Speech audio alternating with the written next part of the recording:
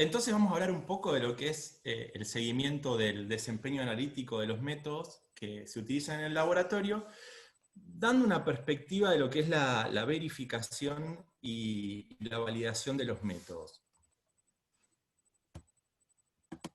Ahí vamos.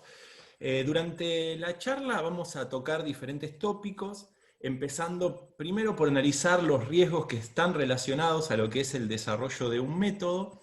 para luego hablar de lo que es la responsabilidad del laboratorio, de nosotros como usuarios finales de esos métodos, de esos reactivos, de esos equipos que se desarrollan para un fin, analizando luego también lo que es el ciclo de vida de un método desde su desarrollo hasta el uso y hasta, bueno,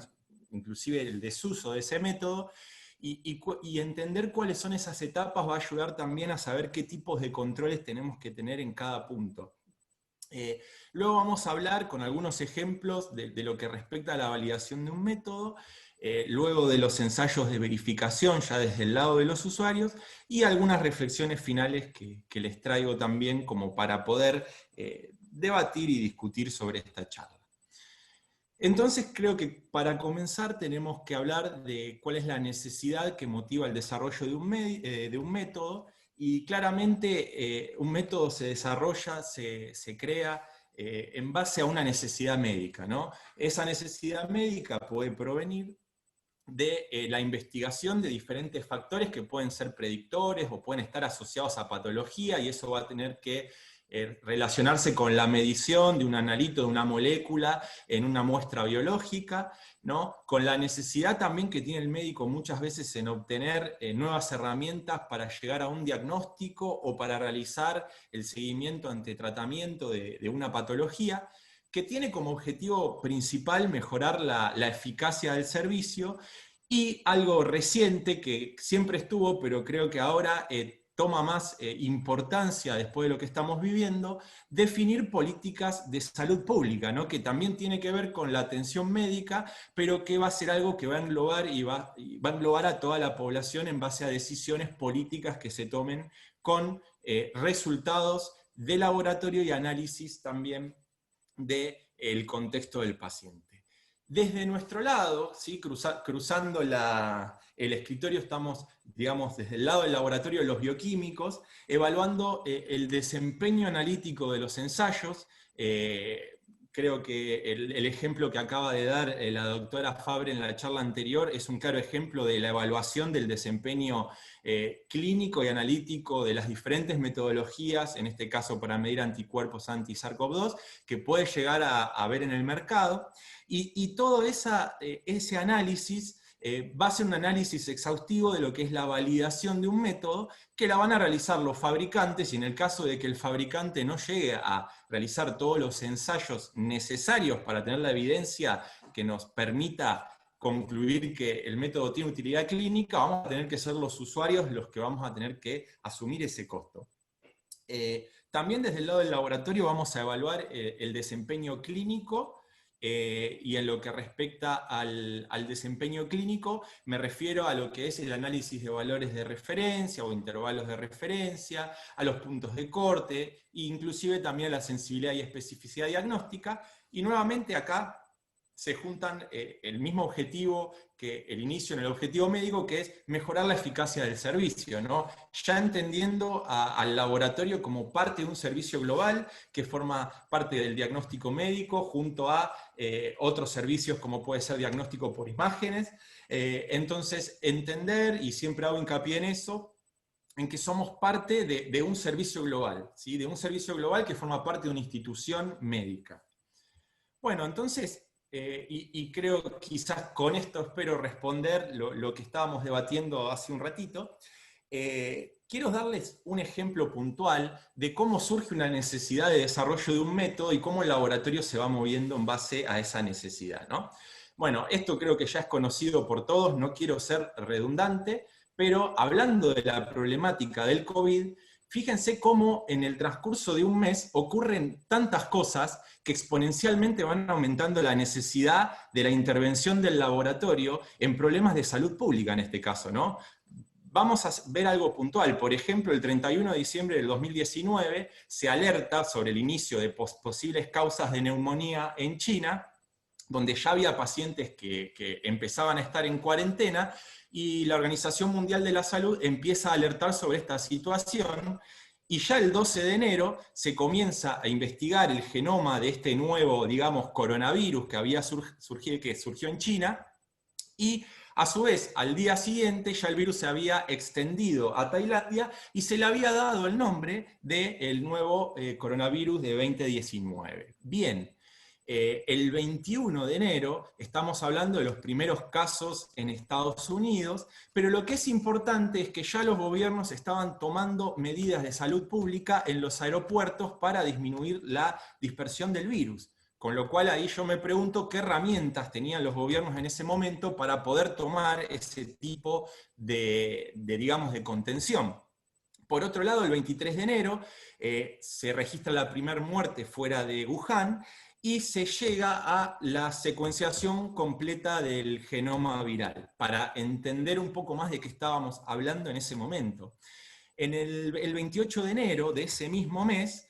China comienza a trabajar con científicos de todo el mundo para empezar a entender, a investigar y ver de qué forma se podía empezar a afrontar esta lucha con el virus. Y ya el 31 de enero el CDC empieza a recomendar cuarentenas estrictas, hay cuarentenas en Estados Unidos aplicadas y el virus empieza a dispersarse en Rusia y en Estados Unidos. Entonces, en conclusión, en este trabajo de Solawati y colaboradores, lo que podemos ver es que en un mes hay una necesidad creciente, y ahora lo vemos desde nuestra perspectiva, de que el laboratorio pueda aportar una herramienta diagnóstica de seguimiento para poder afrontar esta problemática. Bien, entonces vamos a ver qué pasaba desde el lado del laboratorio. La Organización Mundial de la Salud, el 17 de junio del 2020, o sea, aproximadamente en la mitad de toda esta secuencia exponencial que les mostré anteriormente,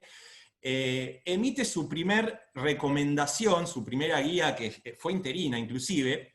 respecto a cómo el laboratorio se tenía que preparar para esta pandemia, y dando recomendaciones que eran muy útiles porque en ese momento la información que había sobre el virus era muy escasa, ¿no? Entonces se estandarizan los tipos de muestra y la forma de recolección y la estabilidad de esas muestras, y recuerden que en ese momento se hablaba de muestra de esputo, de orina, de hisopado nasofaringio, orofaringio, de heces, y había toda una investigación respecto a la carga viral en todo este tipo de muestras biológicas. Bueno, también habla de los análisis de test de RT-PCR, principalmente, que eran los que en ese momento quizás estaban en desarrollo y más difundidos en el mundo, y considera algunos lineamientos para lo que es la secuenciación del genoma completo y algunas recomendaciones para los países o los estados que iban a realizar ese trabajo, que era también muy importante para entender el avance de la pandemia. Observen que en marzo del 2020, o sea, 2 meses después de toda esa secuencia, se actualiza esta guía de la Organización Mundial de la Salud, donde ya se definen los genes target a los cuales deben ir dirigidos los primers y la amplificación de la RT-PCR, y ya con otro conocimiento del virus principalmente y de su genoma,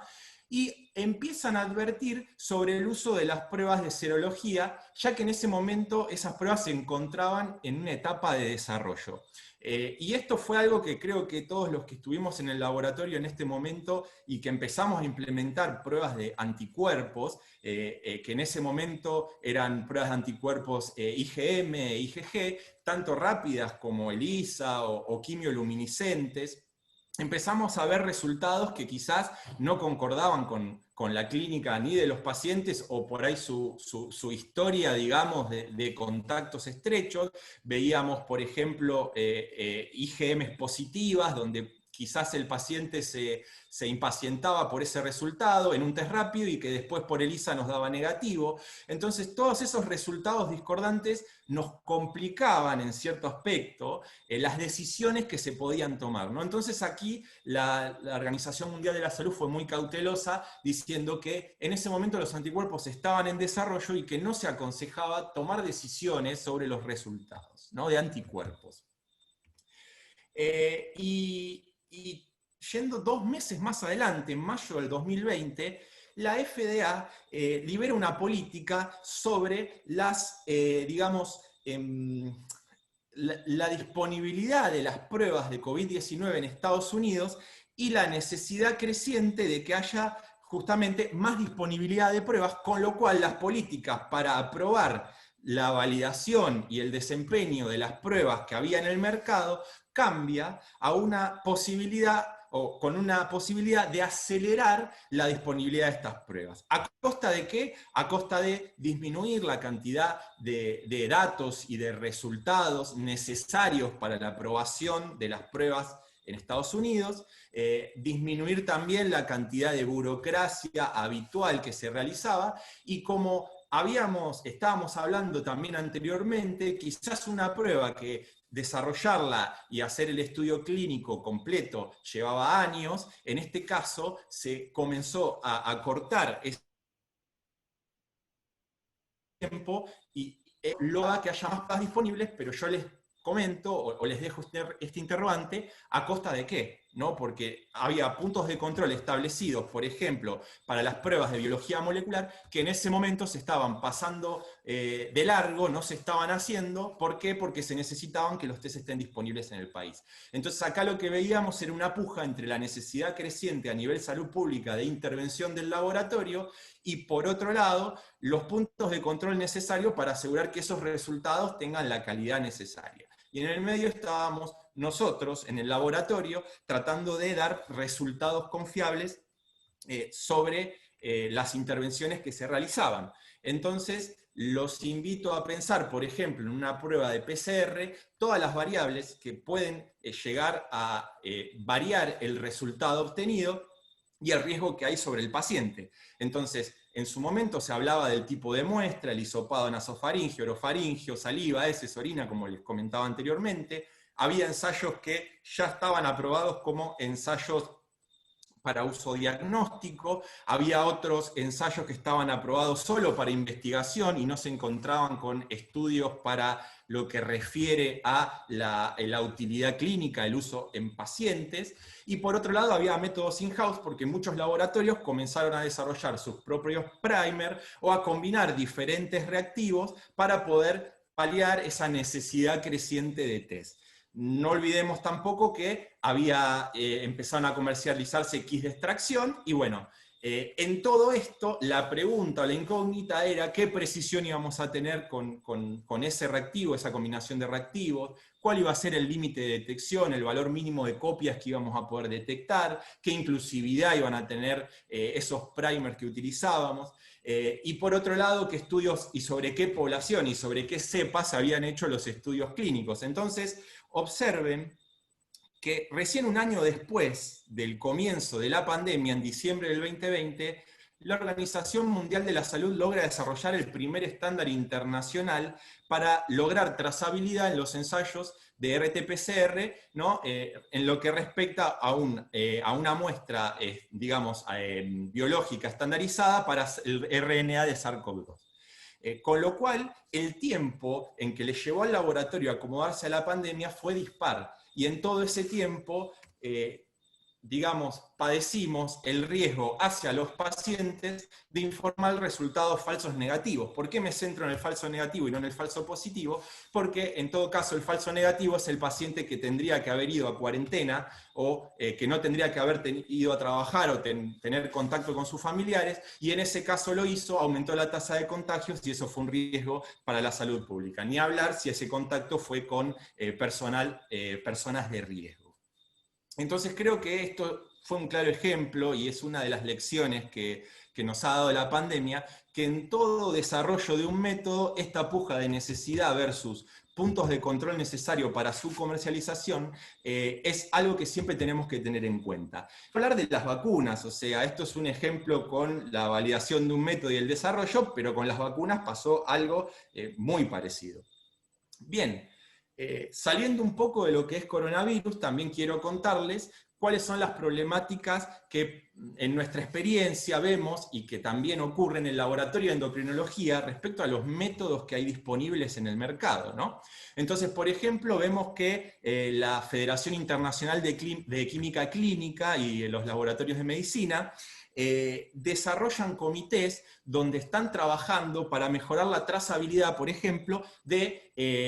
algunas hormonas, como pueden ser TSH y T4 libre para evaluar la función tiroidea, vitamina D, PTH y marcadores óseos, hormona de crecimiento, insulina, y no tan solo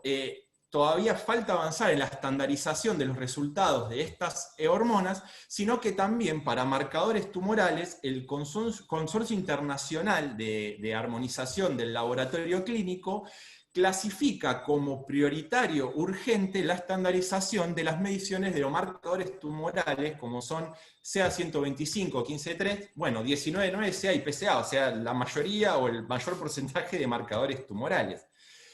Por otro lado, lo que nos ocurre también en el laboratorio de endocrinología es que tenemos analitos que ya per se poseen una variabilidad biológica interindividual muy alta. Por ejemplo, vitamina D con 21%, TSH con 21.4 y cortisol con 23.1. Si eso lo comparamos a otras áreas, como pueden ser glucosa con 5%, urea de 39.1, como es el área de química clínica, o mismo el ferritina de un porcentaje de 12.8, vemos que eso también hace más complejo lo que es la determinación de hormonas en el laboratorio. Como un ejemplo de un área puntual, ¿sí?, que ya de por sí nos delata esa necesidad de tener que realizar ensayos de verificación para ver cómo es el desempeño de esos métodos en nuestro laboratorio, ¿no? Por otro lado, también muchas veces el fabricante nos da información completa de los ensayos y, por ejemplo, nos ha pasado en la práctica que algunos fabricantes no declaran el límite de cuantificación en marcadores tumorales, entonces les planteo qué valor ustedes informarían, por ejemplo, en un paciente que ya ha sido operado de un cáncer y se encuentra en recidiva, y entonces el médico va a querer evaluar si los valores son detectables o no. ¿Qué valor vamos a informar si el límite de cuantificación no lo conocemos? Sin hablar nuevamente de la trazabilidad de los marcadores tumorales y la falta de justamente ese parámetro. Y por otro lado, algo que puede pasar también en los inmunoensayos es que ocurren interferencias, como puede ser el efecto Hooke, anticuerpos heterófilos, o por otro lado, algunos compuestos exógenos interferentes conocidos, como pueden ser en el caso de los ensayos electroquimioluminiscentes, digamos, la interferencia por biotina en aquellos ensayos que utilizan como sistema de separación la interacción entre streptavidina y biotina. ¿Bien? Entonces, lo que les quería traer hasta aquí son las problemáticas que también la podemos extender a muchas áreas, no vamos a seguir. Ustedes conocen seguramente mejor que yo problemáticas que ocurren en otras áreas, pero los que les vengo a plantear ahora entonces como segunda parte de la charla es cuál es el rol del laboratorio en estas problemáticas, ¿no? Entonces, creo que es importante en este punto, y lo certifican diferentes normas y diferentes asociaciones, como puede ser la CLSI, que es aquel Instituto de Estandarización de Ensayos de Laboratorio de Estados Unidos, que trabaja en conjunto con otros profesionales de la salud alrededor del mundo. Lo que vemos es que como primer criterio, sí es importante al seleccionar un método, evaluar cuál es su desempeño analítico, y esta información que nos tiene que dar el fabricante, cuál es el desempeño clínico también de ese método, ¿sí? Si fue testeado en población sana, población que presente diferentes enfermedades. Y es importante en este momento evaluar obviamente todos los factores que tienen que ver con el costo, el beneficio y los riesgos de implementar esa técnica en mi laboratorio, pero sí quiero llevar este concepto, que esa visión siempre tiene que tener como primer objetivo la visión desde la perspectiva de la seguridad del paciente. ¿no? Entonces, si por ejemplo estaríamos hablando de un método para medir anticuerpos COVID en el laboratorio, lo que tendríamos que ver es todo el tipo de validación que se hizo sobre ese método, sobre qué población, sobre qué, digamos, qué características del desempeño puntuales me interesan de ese kit, dónde lo voy a utilizar, si voy a necesitar un kit rápido porque voy a estar en un aeropuerto, o voy a necesitar o puedo utilizar un kit de LISA ya más específico de laboratorio, o hacer un algoritmo diagnóstico. Entonces, todas esas preguntas se tienen que responder inclusive antes de que uno adquiera un método, ¿sí? Por otro lado, es importante diseñar ensayos de verificación en el momento en que yo adquiero el método en el laboratorio, ¿no? Y este es el punto que quizás para mí es el más interesante, porque es la oportunidad que tenemos en el laboratorio de desafiar al método, ¿sí? Es el ejemplo claro de la charla anterior y de los resultados que mostró la doctora Fabre respecto a los diferentes métodos para medir anticuerpos y enfrentarlos con la misma población, que eran población de vacunados, población que ya había tenido COVID, y entonces ver cómo cada uno de los métodos puede resolver a ese paciente. Y sacar una conclusión que obviamente es una conclusión súper rica y que nos ayuda a tomar decisiones. Por otro lado, diseñar un esquema del seguimiento del desempeño analítico durante la vida útil de ese ensayo. O sea, no basta solo con analizar cómo se validó, implementarlo en el laboratorio, hacer algún ensayo de verificación antes de comenzar a procesar muestras de pacientes utilizados en el laboratorio, sino que me tengo que asegurar que a lo largo de la vida útil de ese ensayo voy a tener controles internos y externos para monitorear el desempeño a lo largo del tiempo, ¿no? Que eso es lo que nos va a ayudar también a concluir que estamos emitiendo resultados con calidad. Y por último, considerar, y esto es algo también que muchas veces no lo tenemos en cuenta, incluir algún comentario en el informe de resultado, ¿sí? Que refiera a algún riesgo que puede llegar a generar la interpretación de los resultados, y que es información de dónde sale, de la validación o verificación del método, ¿no? Por ejemplo, puede llegar a ser el porcentaje de reactividad cruzada que puede tener un método con cierto fármaco que sabemos que se utiliza comúnmente en la población que nosotros estamos, digamos, que concurre a nuestro laboratorio, ¿no? Hay un montón de ese tipo de ejemplos, pero es información importante para la interpretación del resultado. Bien. Simplemente esto a título informativo es algo que siempre me gusta mostrarlo porque es un esquema que nos ayuda a pensar cómo son las etapas, que es la pirámide de aseguramiento de calidad, sacada de la norma ISO 15189, en nuestro país IRAM ISO 15189, que claramente la base de esa pirámide es la charla que vamos a tener hoy, que es el criterio de selección, verificación y validación de los métodos, pero no hay que olvidarse que posterior a estas actividades, vamos a tener la verificación de intervalos de referencia, que hay que incluirlos en la verificación del método, y vamos a tener que también trabajar sobre los criterios de seguimiento del desempeño y los criterios también para la documentación de estos procedimientos analíticos, que también va a ser una charla de este congreso, así que no voy a hacer tampoco mucho hincapié en lo que es la documentación de los procedimientos. Sí creo que este gráfico es importante y siempre trato de mostrarlo en todas mis charlas porque a mí me ayuda mucho a guiarme hacia dónde tengo que mirar cuando evalúo la validación de un método y cuando tengo que diseñar los ensayos de verificación del método que yo adquiero. Y este es el ciclo de vida, así lo llama la guía EP19 de CLSI, de un método de laboratorio desde su desarrollo hasta que comienza a ser utilizado para procesar muestras de paciente en el laboratorio. Vamos a desglosarlo rápidamente. El método se desarrolla y al momento de ser desarrollado, el fabricante, principalmente las diagnósticas, o también puede ser un método fabricado in-house, tienen que realizar ensayos de validación metodológica, ¿no? ¿Cuál es el objetivo de esos ensayos de validación? Es demostrar que el método tiene utilidad clínica. Y para eso hay que describir diferentes parámetros de desempeño, como son la precisión, la veracidad, el intervalo de medida, esto es la capacidad de detección, o sea, el límite inferior y el límite superior también, el intervalo de referencia, sobre qué población está aplicado ese intervalo, analizar la especificidad analítica, analizar las diferentes interferencias que pueden afectar el método, hacer ensayos de validación clínica,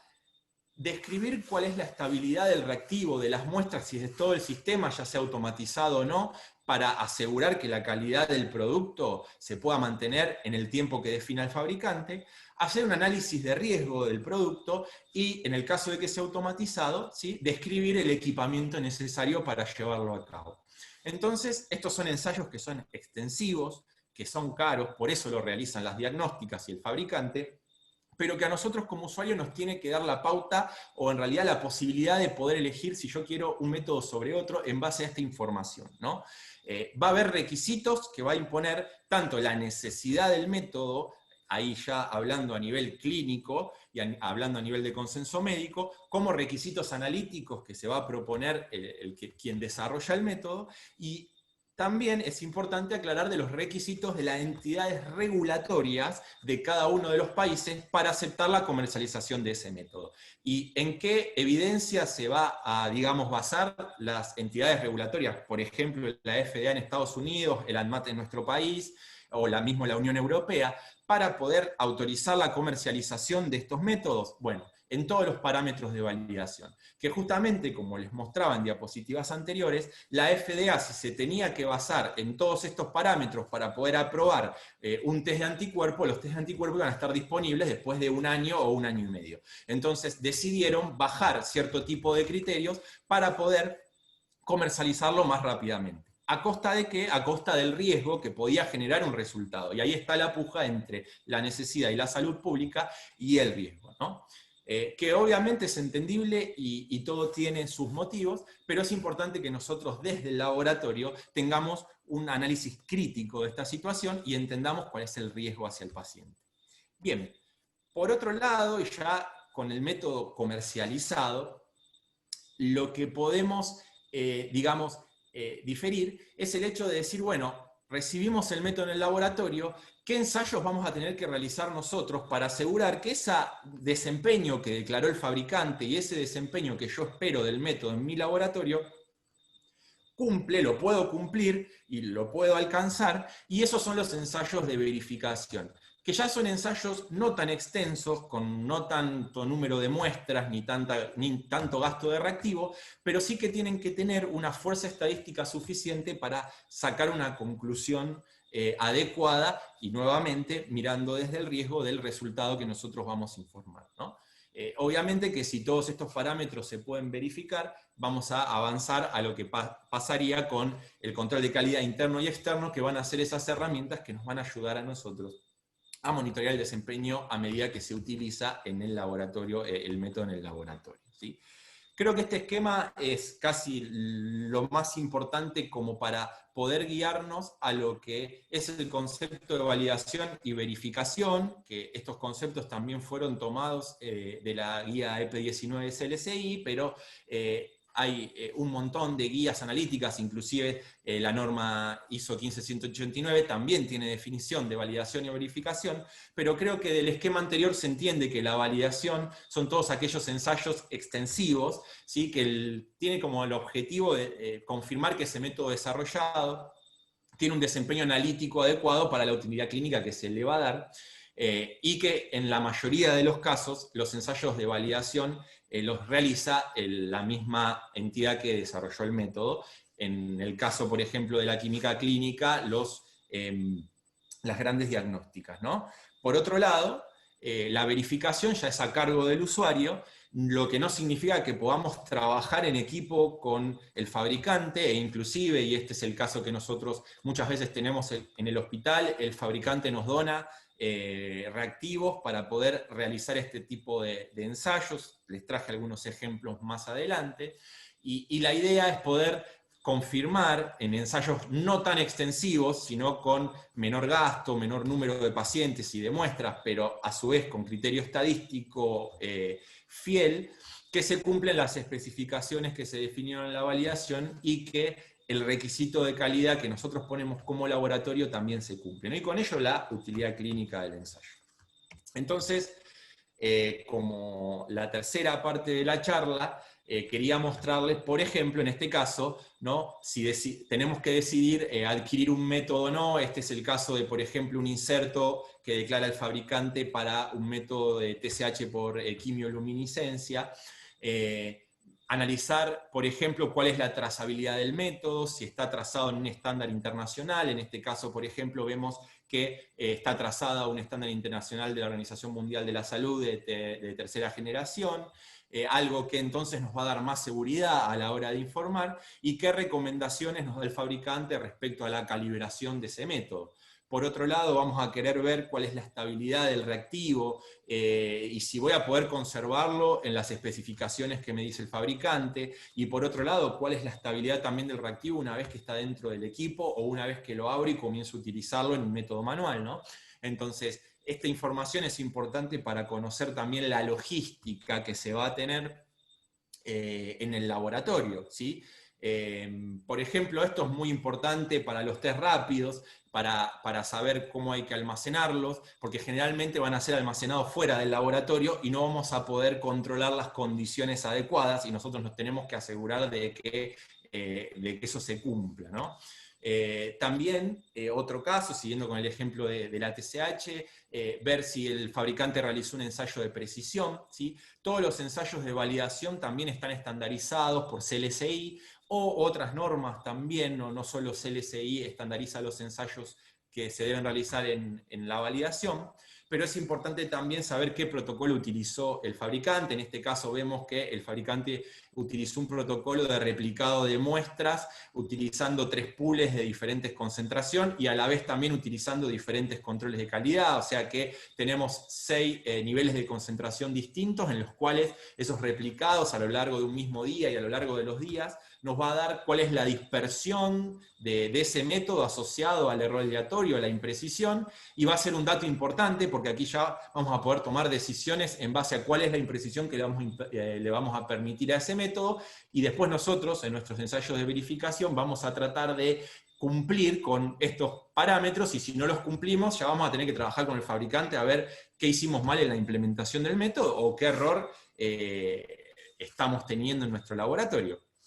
Por otro lado, hablar también del intervalo de medición, o sea, el mínimo valor, en este caso informado como detectable, y el valor máximo en el cual se cumple la linealidad del método, y que más allá de ese valor vamos a tener que diluir muestras, lo vamos a ver ahora más adelante en el ensayo de linealidad. Pero es importante desglosar el límite inferior, no quedando solamente en el límite de detección, sino saber que nosotros no tan solo tenemos que detectar una molécula, sino que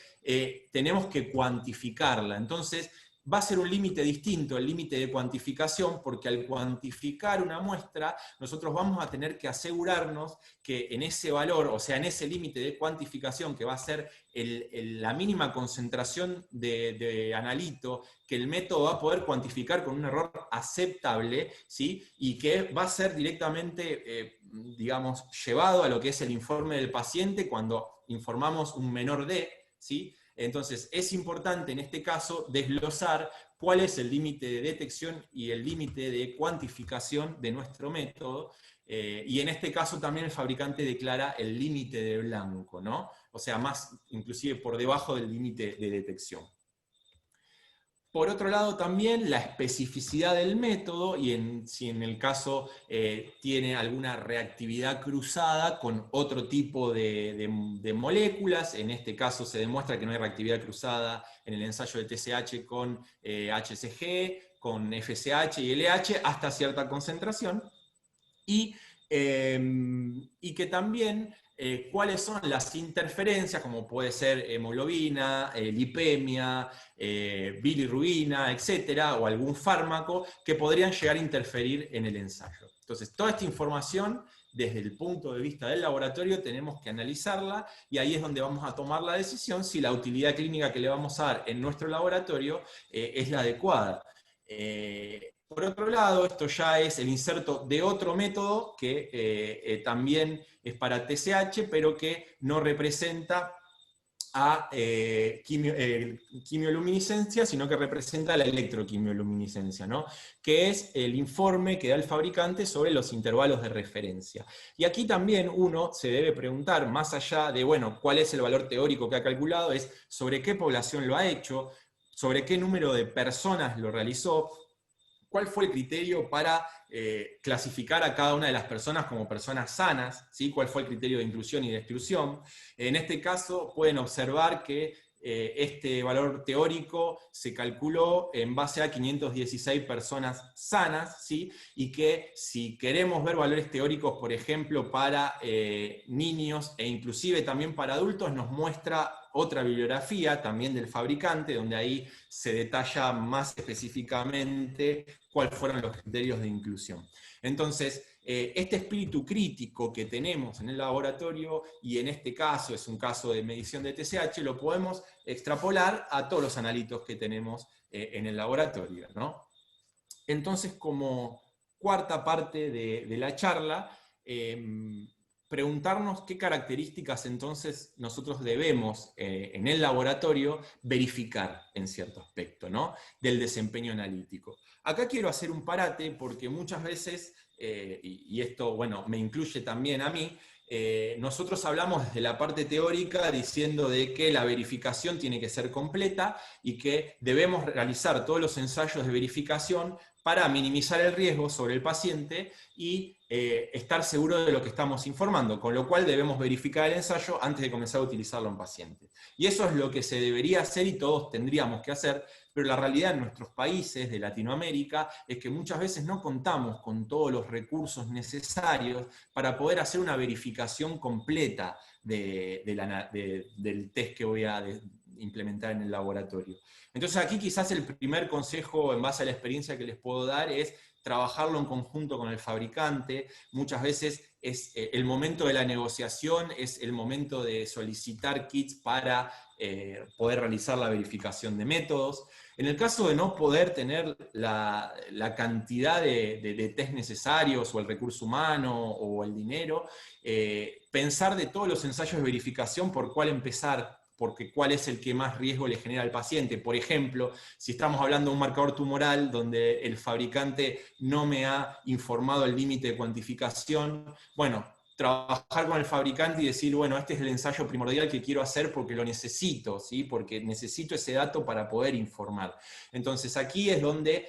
aparece la realidad sobre lo teórico y es donde nosotros tenemos que también desde el laboratorio tener ese criterio de decir, bueno, ponderamos tal ensayo de verificación, lo vamos a poner primero y después cuando tengamos más recursos vamos a seguir por el otro y ir trabajándolo de esa forma, siempre pensando en la seguridad del paciente.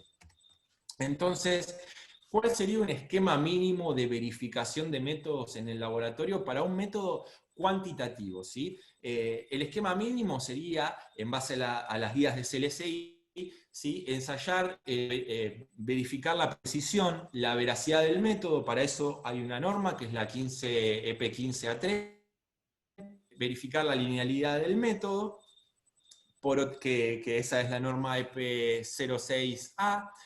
El límite de cuantificación en caso de que el análisis que nosotros vamos a realizar, el analito, tenga niveles de decisión clínica a valores cercanos al límite de cuantificación que realizó el fabricante, y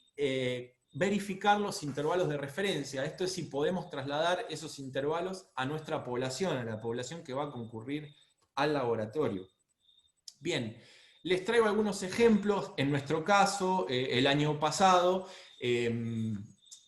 uno de los fabricantes de acá que comercializa equipos acá en Argentina, el equipo era Maglumi 800, nos ofreció reactivo para poder hacer la verificación de algunos de los ensayos hormonales que están, digamos, disponibles para el equipo. Les traigo ejemplos a títulos como para que puedan ver cuáles fueron los ensayos que realizamos. Este es el caso, por ejemplo, del ensayo de precisión, siguiendo la norma EP15, ¿sí? Donde lo que hacemos es desafiar al reactivo, desafiar al método con material de control de 3 niveles, y ese material de control que aseguramos que sea estable a lo largo del tiempo, lo alicotamos, lo frizamos y lo conservamos teniendo todos los recaudos necesarios, lo vamos a procesar por quintuplicado durante 5 días, y vamos a ver que cada uno de estos puntos es una determinación de ese material de control, ¿no? Entonces nos va a hablar de cuál es la imprecisión del método a lo largo de los días, y lo que vemos en el gráfico superior, digamos, es la dispersión de esos puntos, y lo que vemos en el gráfico inferior es la media y la mediana, ¿sí?, del promedio de cada uno de los días. Lo que podemos ver, obviamente, es que hay diferencias entre los valores, ya sea entre media y mediana, y entre los valores totales, entre cada punto, pero lo que cabe también aclarar aquí es que si bien nosotros vamos a tener que calcular un parámetro en cada uno de estos niveles, que va a ser el coeficiente de variación, y lo vamos a comparar con esa tablita que yo les mostraba anteriormente que declaraba el fabricante, también tenemos que ver cuál es el impacto clínico de esa variación. ¿Sí? Que si bien vemos en estos gráficos una variación entre 0,46 y 0,47 en el nivel 1, o una variación entre 6,1 y 6 en el nivel 2, no genera ningún impacto clínico en el paciente, prácticamente sería el mismo resultado. Entonces, toda esta información es muy rica para nosotros ya tener una primera aproximación de lo que va a ser la precisión del método, y poder cuantificarlo en un estadio previo inclusive a procesar muestras de pacientes. Por otro lado, como ese material que utilizamos, material de control, tiene un valor asignado por un grupo par de varios laboratorios que también procesan ese mismo material, que bueno, generalmente son materiales de tercera opinión, con fabricantes directamente del material, que seguramente estén disponibles en muchos países de Latinoamérica, lo que podemos hacer es comparar el promedio de todos esos replicados que hicimos de ese material a lo largo de los diferentes días, con el valor asignado de ese material, y ya tener una estimación aproximada de lo que es el sesgo del método en ese momento, y ver si tenemos que corregir algo, inclusive de forma preventiva, ¿sí? En este caso, por ejemplo, el valor promedio, les traje solo el ejemplo del nivel 1, bien, nos había dado un valor promedio de 0,46, cuando el valor consenso era 0,44, o sea, estábamos perfectos, estábamos bien, y inclusive si uno, como es un material que se replicó en diferentes días, vamos a poder también combinar el valor del sesgo con el valor de la imprecisión y calcular ya un error total en ese momento, ¿no? Que es un poco lo que quiere mostrar esta gráfica, demostrando cuál es la dispersión de los datos, cuál es el valor objetivo, cuál es la media de esa campana de Gauss de datos que obtuvimos, y cuáles son los límites de error total que nosotros definimos en el laboratorio, donde claramente vemos que se cumplen porque no transgrede ninguna de las colas de esta distribución de campana de Gauss estos límites tanto superior como inferior, ¿sí? Entonces, fíjense cómo de un solo ensayo, que es la EP15, obtuvimos un montón de información respecto al desempeño del ensayo. Este es otro ejemplo, no aplica el ejemplo anterior de TSH, sino es un ejemplo de una verificación también que hicimos en el laboratorio, de un ensayo para la cuantificación de estradiol por método electroquimioluminiscente. Y lo que es importante de este ensayo de linealidad es poder demostrar, ¿sí?, que una muestra a concentraciones elevadas, que puede ser diluida, la idea de diluir esa muestra es no diluirla ni con fisiológica ni con agua, sino que diluirla con un suero que tenga concentración de analito lo más bajo posible, y así conseguir, digamos, diluciones equidistantes de esa muestra. Y lo que tiene que ocurrir a medida que nosotros diluimos la muestra es que la relación dilución-concentración tiene que ser lineal, ¿no? Y en el caso de que no lo sea, vamos a tener un problema porque se está desviando la dispersión, o digamos la regresión lineal que tiene que respetar el ensayo. El límite superior nos sirve para definir cuál es el valor más alto que vamos a poder informar, cuantificar, y en el caso de que una muestra supere ese valor, vamos a tener que diluir la muestra para que caiga dentro de esa relación lineal. Entonces, ¿cuándo es importante esto? Es importante en aquellos analitos donde es habitual encontrar concentraciones que están por encima del límite superior que se ha ensayado en la validación, y eso pasa mucho con, por ejemplo, marcadores tumorales, ¿no? Y esta es una información importante porque nos va a cambiar la forma de trabajar dentro del laboratorio. A nivel práctico hemos encontrado que la linealidad, por ejemplo, en algunos ensayos, es inferior a la declarada, el valor superior es inferior al valor superior que declaró el fabricante. Entonces eso nos obliga a tener que diluir muestras, inclusive cuando un equipo, por ejemplo, nos arroja una concentración. ¿Bien? ¿Pero por qué? Porque nosotros en nuestra verificación demostramos que la linealidad no se respetaba hasta el valor del fabricante, sino valores más bajos. Entonces va a cambiar la conducta del laboratorio. Por otro lado, el límite de cuantificación es otro ensayo que realizamos para verificar que lo que ha declarado el fabricante lo podemos replicar en el laboratorio. Este es el ejemplo de también la verificación del límite de cuantificación para un ensayo de estradiol por electroquimioluminiscencia. Y vemos dos modelos porque en realidad el fundamento del ensayo para verificar el límite de cuantificación es demostrar que en valores bajos de analito, ¿sí?, el error total, o con una,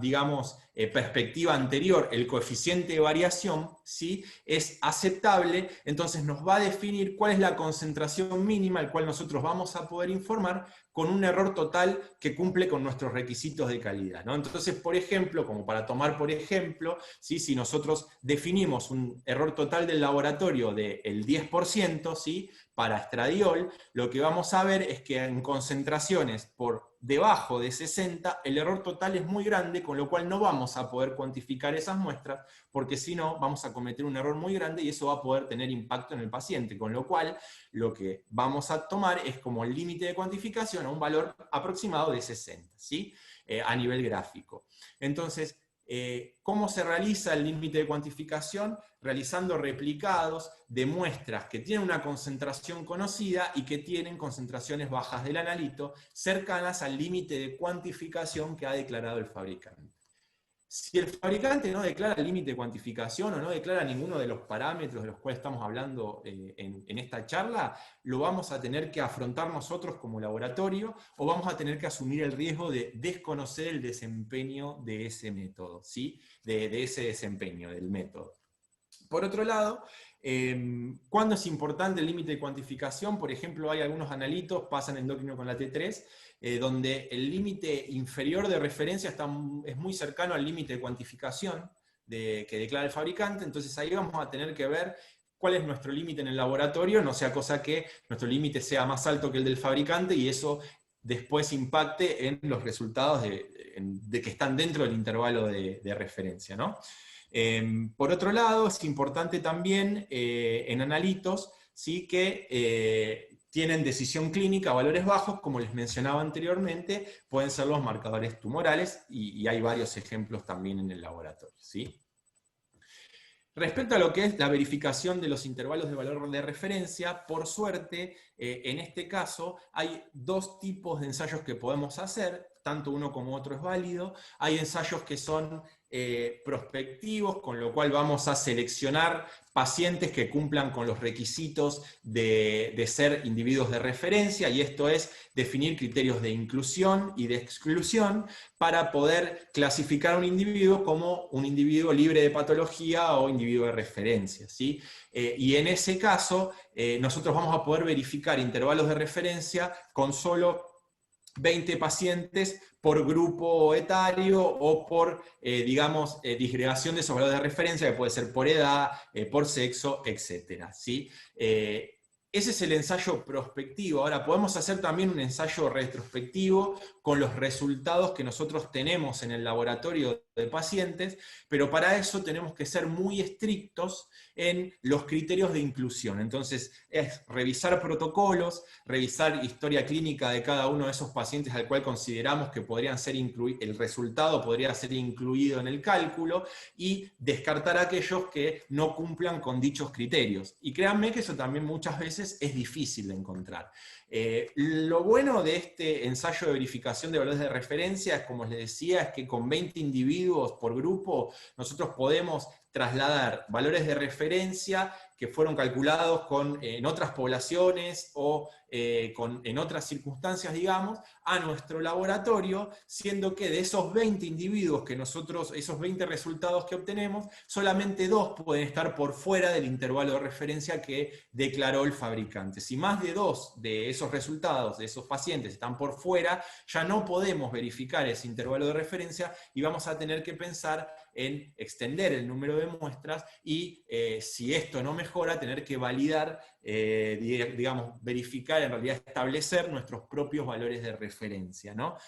Como ejemplo les traigo a la derecha, ¿sí? Un ensayo realizado en individuos de referencia para el cálculo del valor de referencia,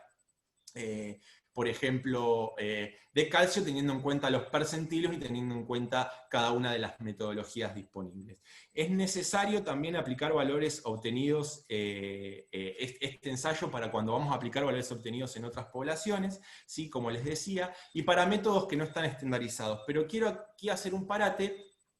porque muchas veces en el laboratorio utilizamos valores de referencia que se definen en consensos médicos, ¿sí? Y no en, digamos, estudios de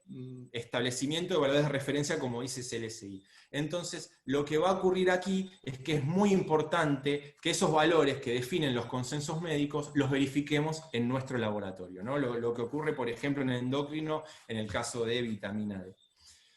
Bien, como último ensayo, y esto en realidad yo lo dejé por fuera de lo que son los ensayos mínimos para verificación de métodos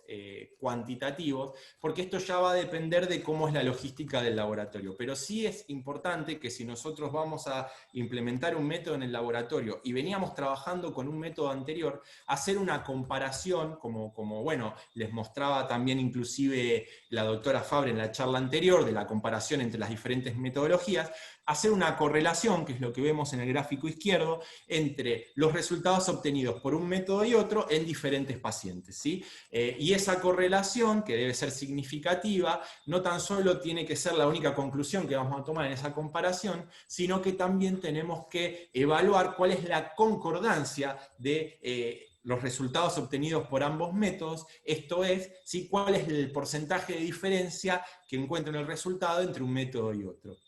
Y esto es una conclusión muy importante porque nos va a definir a nosotros como laboratorio la acción a tomar ante el informe del paciente y la comunicación al médico, porque si los resultados son muy distintos y puede llegar a haber un impacto en el seguimiento de un paciente,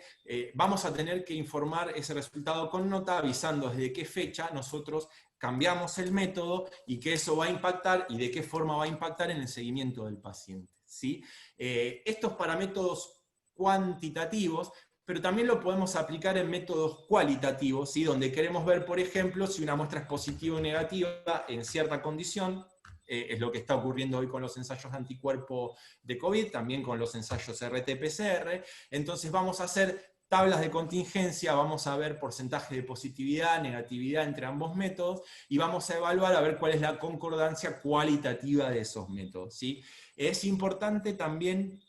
evaluar esta comparación cuando hay un cambio, cuando el fabricante realiza un cambio en el reactivo, y lo que ocurre ahí, por ejemplo, es que cambia el valor de un calibrador o cambia algún componente, pero nosotros seguimos usando la misma metodología. Entonces nos tenemos que asegurar de que, digamos, el reactivo anterior y el nuevo modificado tenga valores comparables. Y en el caso de que no los tengan, nuevamente vamos a tener que de alguna forma informarlo en el protocolo para que le llegue esa información al médico, ¿no?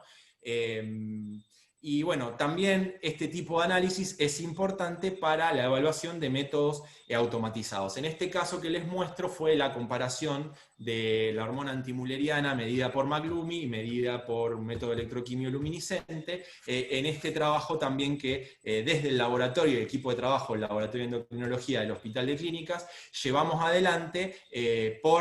digamos, trabajando en equipo con el fabricante que nos había donado los reactivos. Bueno, espero no haberlos aburrido, la charla yo sé que fue larga. Como conclusiones finales, quiero dejarles este concepto de que la validación de un método es un proceso que es complejo y que requiere un análisis exhaustivo tanto del fabricante como de nosotros como usuarios, y que tenemos que ser críticos de eso y tenemos que trabajar en conjunto con el fabricante cuando algo no nos cierra, pedir información, Muchas veces ante el pedido de información recibimos respuestas como que esa información no está o que es confidencial. Debemos seguir insistiendo porque siempre vamos a pensar en la seguridad del paciente. Por otro lado, los profesionales del laboratorio tenemos que involucrarnos en la evaluación del desempeño analítico y clínico de los métodos. Somos los que más conocemos el uso de los métodos, somos los que más conocemos de desempeño analítico y tenemos que trabajar en equipo con el sistema de salud, con los fabricantes, para asegurarnos de que la seguridad del paciente es la adecuada y el riesgo es mínimo. Por otro lado, como vimos, la implementación de un método en el laboratorio requiere una etapa de verificación y esta etapa es importante y que va a llevar y va a tener en juego recursos, va a tener en juego análisis de riesgo, y esto lo tenemos que también diseñar desde el laboratorio. Y por otro lado, siempre pensar que un error en el proceso de validación y verificación puede tener consecuencias en el paciente, y esto va a ser el resultado de una intervención médica incorrecta producida por un resultado que es erróneo. Bueno, llegué una semana más tarde, pero la semana anterior fue la semana de los profesionales del laboratorio. Fue en realidad una campaña liderada por el CDC, también como reconocimiento al esfuerzo de todos los profesionales del laboratorio en esta pandemia. Así que yo principalmente quiero saludarlos y felicitarlos porque sé que cada uno desde su lugar está dando el mayor esfuerzo para salir adelante con los recursos disponibles y dejarles este esquema que me pareció súper ilustrativo. Es un esquema que compartieron en las redes, ¿sí? Donde quizás desde afuera del laboratorio se ve que solamente apretamos botones y que emitimos un resultado, pero nosotros conocemos bien todo el camino que vamos llevando, cuesta arriba, pisando, digamos, cactus, pisando un montón de cosas y de, digamos, problemas que nos acuden día a día en el laboratorio, como calibraciones fallidas, como problemas en mantenimientos, como muestras inadecuadas, y que llegar a ese resultado es un trabajo arduo y es un trabajo en equipo y es un trabajo complicado, así que sigamos trabajando de esta perspectiva que vamos a ir por buen camino. Les agradezco la invitación y bueno, espero no haber sido muy extensivo. Muchas gracias.